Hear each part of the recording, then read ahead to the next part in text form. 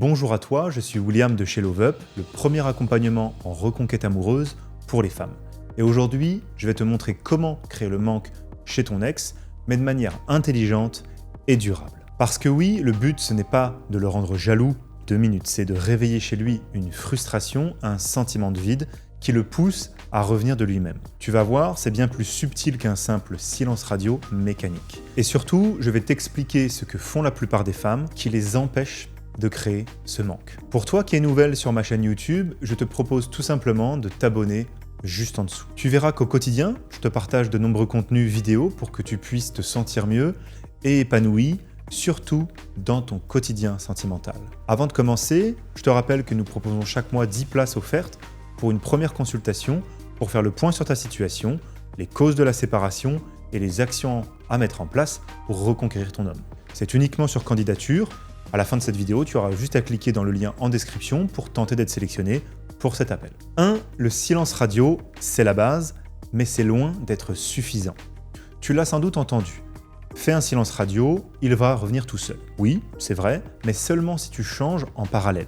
Le silence radio, c'est un déclencheur. Mais si après 3 semaines, tu reviens vers lui exactement avec le même rôle, la même énergie, la même dynamique de couple que vous aviez, il ne se passera rien. Par exemple, tu lui écris « Tu me manques, est-ce qu'on peut se revoir ?» Là, en faisant ça, tu reprends ton rôle de femme acquise. Et lui, il reprend son rôle de mec distant qui décide si oui ou non, vous allez vous revoir. Tu comprends le problème ?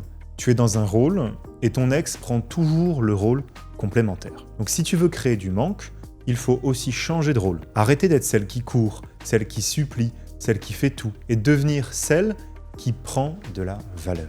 2. Le triangle de Karpman, c'est un piège relationnel.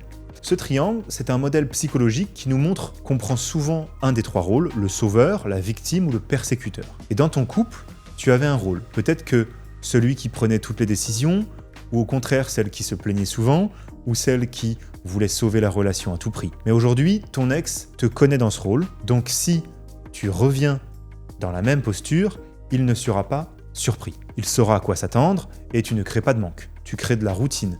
Et la routine, c'est l'inverse du manque. 3. Créer de la frustration. L'arme fatale pour ça. Créer du manque, c'est créer de la frustration émotionnelle chez ton ex. Quand il se dit « elle ne me parle plus », je pensais qu'elle allait revenir, mais rien. Ou elle n'insiste plus, elle ne cherche plus à me convaincre, c'est bizarre. Et là, tu fais douter son ego, tu casses le schéma, tu ne joues plus ton rôle habituel. Et c'est là que son cerveau commence à tourner. Et si je l'avais perdue ? Et si elle avait tourné la page ? Est-ce qu'elle parle à quelqu'un d'autre ? C'est à ce moment-là que tu recrées de l'attraction inversée. 4. Erreur fatale, relancer quand il ne donne pas de signe. Une des plus grosses erreurs que je vois chez les femmes que j'accompagne, c'est ça. Elles envoient un message pour reprendre contact, mais comme il ne répond pas, elles insistent. Pourquoi tu ne réponds pas ? Tu penses encore à moi ? Je voulais juste qu'on discute calmement. Et là, plus tu insistes, plus il s'éloigne. Parce que tu redeviens prévisible, acquise, trop disponible. Et le manque, il disparaît.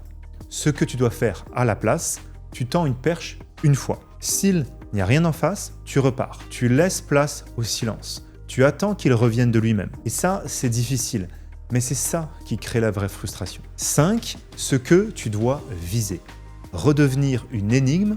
Quand tu redeviens imprévisible, il recommence à se poser des questions. Tu ne réponds plus en 2 minutes. Tu ne montres plus ce que tu ressens directement. Tu sembles mieux dans ta vie. Tu brilles à nouveau dans ton quotidien. Et là, tu redeviens une énigme. Une femme qu'on ne comprend plus tout à fait.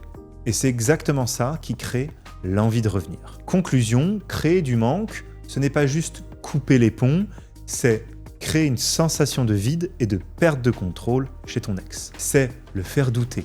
C'est montrer que tu peux être différente. Et c'est quand il commence à ressentir ce vide que son ego, ses émotions, ses souvenirs le ramènent vers toi. Tu ne veux pas d'un retour par pitié, tu veux un retour par envie.